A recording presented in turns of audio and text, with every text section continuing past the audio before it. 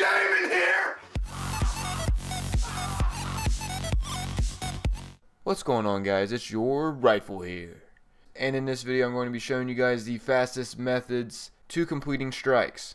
A fast way to complete strikes for the people that do obtain the exotic bounties and realize how many strikes they have to complete.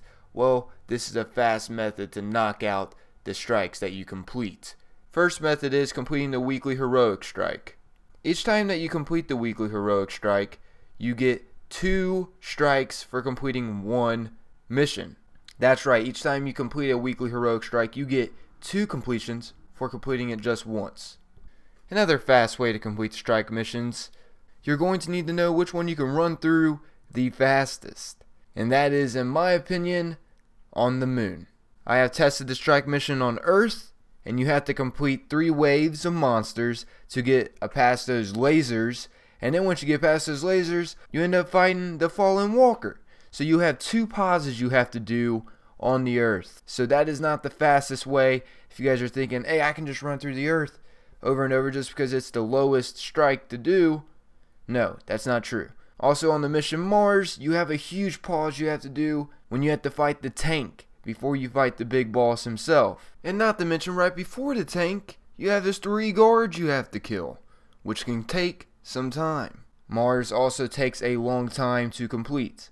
And as for Nexus, this is the closest one to also being the fastest, believe it or not, because you only have to stop 1 time. You have to kill 3 servitors, and that's the only time you have to stop while fighting your way to Nexus. This is the only place you will have to stop. The rest of the way, you can just skip past until you get to Nexus.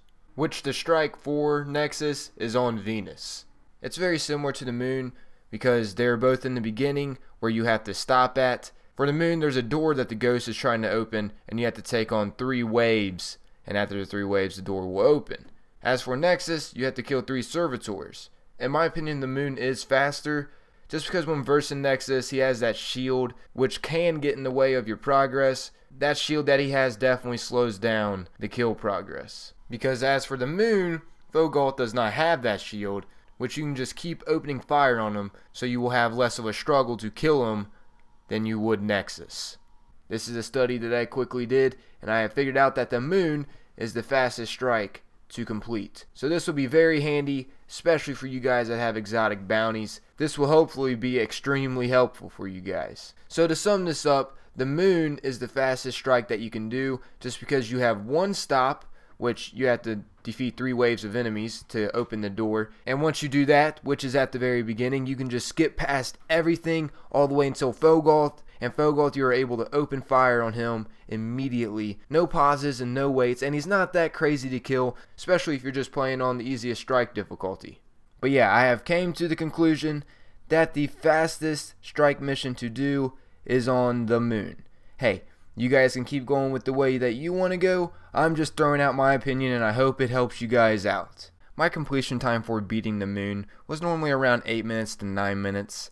Hey, some of you guys would probably get it faster if you got you a nice solid team, or hey, some of you might get it faster just by going in solo. I tried to go in solo, got paired up with 2 decent players, and I ended up roughly being at around 8 minutes to 9 minutes once again. So hopefully this helps knock out your exotic bounties, because I know they can be a pain to take care of. They take a lot of time to complete. I know and I understand. That's why I'm throwing out this video for you guys. Hopefully it helps you complete those exotic bounties faster. Or for whatever other reason that you're wanting to complete the strike missions for. Like, they're good for rewards now since the update. And they're also pretty good for Vanguard marks. But I suggest for Vanguard marks you want to do patrol instead of trying to aim for the strike missions. Because patrol and just doing the missions, the regular missions that you find while doing patrol, that's a faster way to get Vanguard marks, not just continuing to do the strike missions. But that's off topic. To sum it up, I hope this video ends up helping you guys out some way.